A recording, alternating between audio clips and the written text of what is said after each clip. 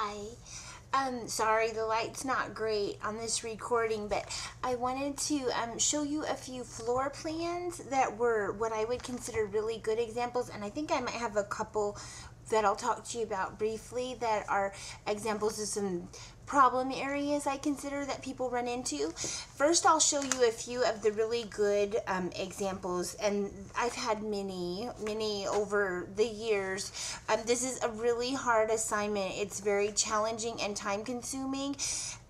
If you do it really well, though, I think it can be very beneficial to you.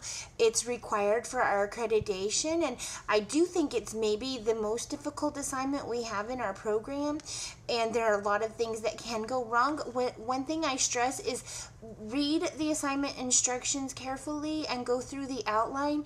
You will need to fill in that outline for your report and provide each piece. I think there are 5, if you go by Roman numerals, 5 major pieces with sub pieces, 1, 2, 3, 4, 5, 6, etc.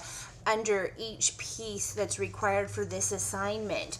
I'm going to show you one student's report. This was how they filled in the first part of their assignment. They used a chart. You don't have to use a chart, but it looks really nice. She's got the name of the school. This is just the description of the existing library. And it was really easy to read in chart form like this. So, if you want to do it that way, that's fine. She also provided some pictures. This is a picture of what she would like to have in the circulation desk. Very beautiful. And she provided a link where she found that picture.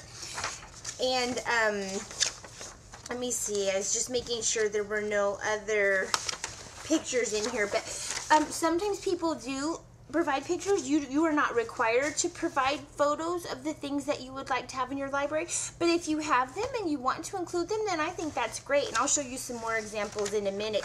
Now, this was that person's floor plan, and it's an irregular shape. Let me see. I want to make sure that I get it. All right, it's an irregular shaped library, but you can see the outline is clearly drawn. Notice how the lines are all straight. The dots were to represent those 3 different areas of the library that you have to include. So she had dots that showed this is this section of the library, this is that section of the library. That's not required, but that was really cool. I thought that was a neat way to show where she separated things. Let me take a look at this right quick.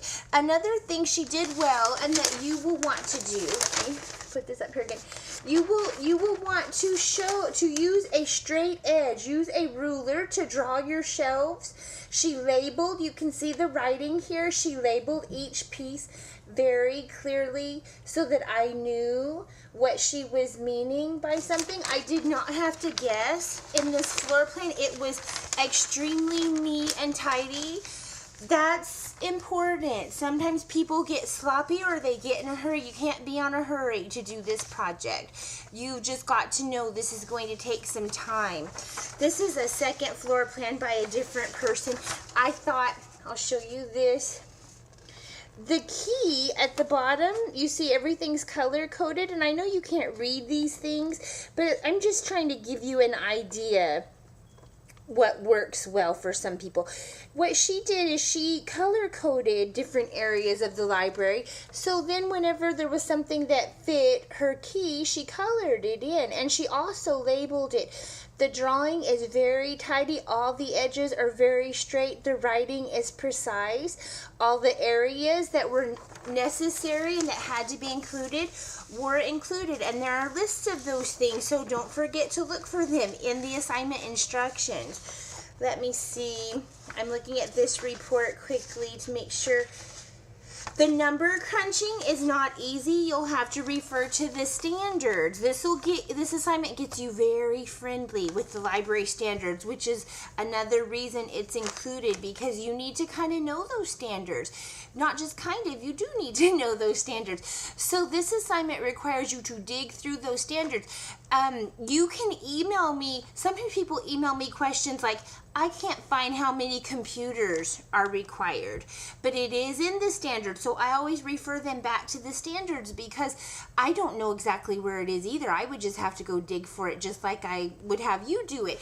But the point is that that digging gets you very familiar with the standards, and it helps you to learn what is it that they expect you to know about a library in order to run a library. Let's see, I'm going to look at this next example. She included a couple of pictures. She wants to have a reading loft. There's a picture of a reading loft and some of this kind of seating. So if you feel like including that kind of thing, you can. You do not have to. That's not required, but it's kind of a nice addition. Now I'm going to dig out this plan. Let me open it up. Now this plan is this is a very full library, but this was a fantastic drawing.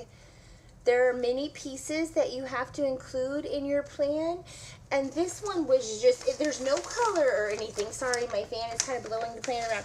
But it was drawn so precisely and neatly, and the graph paper helps, but a straight edge really helps to be able to do that. This one is labeled. Every room, every piece is clearly labeled so that you know what it is that you're looking at. Sometimes that is a problem people run into. They just don't clearly label each piece of the plan. Now this next one, this was one of the best reports I've ever seen. This person really, I think just the report, they spent pages, probably 8 or 9, and you don't have to spend that many, but they really just went above and beyond the Call of Duty with the report. And then they ended up including some images to describe some things. They were going with a circular theme. So there's a circulation desk. Circular circulation desk. I thought that was kind of funny. But then there are others. She wanted to do different kinds of circles. She even said, I want to have portholes in my library, and that was a picture of a porthole window. Here's another. Isn't that pretty? I thought that was beautiful. Now, sometimes you won't have a choice in necessarily windows, because that could just be chosen for you.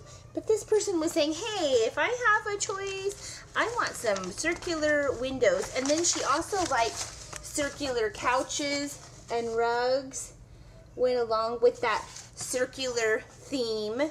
So I thought that was really cool, the semicircle couch.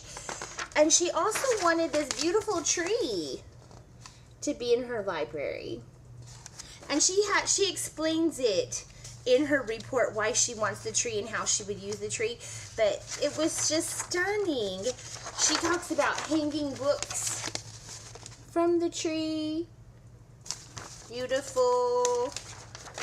This is really cool. Here's a circular bookshelf. Is that beautiful? I said, oh my gosh, that's like the cutest. And I love these chairs. Modern circular chairs to go with the circle theme. Rug. Also fits the theme. She says, this was me after completing this assignment. Yeah. I understand that. Okay. Now, even her legend was several pages long. She has, these are the things that she was saying, the legend of course is required. This is what you're going to see on this floor plan. So if you see a yellow circle, that's a table. If you see a little green circle, that's a chair. So anyway, you need to make sure and include a legend. It doesn't have to be several pages long, but you do need to have one. And then this was the actual floor plan drawn. Very neatly laid out where everything's going to go. You can see the circle theme running through it. Okay. I just wanted to give you a basic look. Now, I'm not pointing out specific pieces of the floor plan, but just so that you know, okay, this is kind of what it's gonna look like when I'm done. Someone sent me in the first summer session, I think maybe they had just not planned to spend enough time. This was what they sent me, which was a very blank, you see they just barely got started on their drawing. Of course they ended up failing the assignment because it does take a lot of time. It's not going to just be simple. You kind of got to, you probably are going to need a rough draft before you start actually putting it down on graph paper. I sometimes get papers where there are holes in the paper because people had to erase a lot. So if you have a rough draft, then that will help you to figure out, okay, where's this going to go, where's that going to go, and then you can put it down on your regular piece of paper. This one was fine in a lot of ways. There was blue tape taping the two pieces together on the back. That was interesting. But there were some problems. I'm going to show you. I'm going to fold it. Okay. Notice the writing was pretty sloppy. The lines are not straight. This person just got in a hurry. This floor plan could have been really nice, but this person just kind of got sloppy and they got in a rush. I know this is not an easy assignment, but the worst thing that happens is people just get in such a hurry that they can't really give it the time that they need to.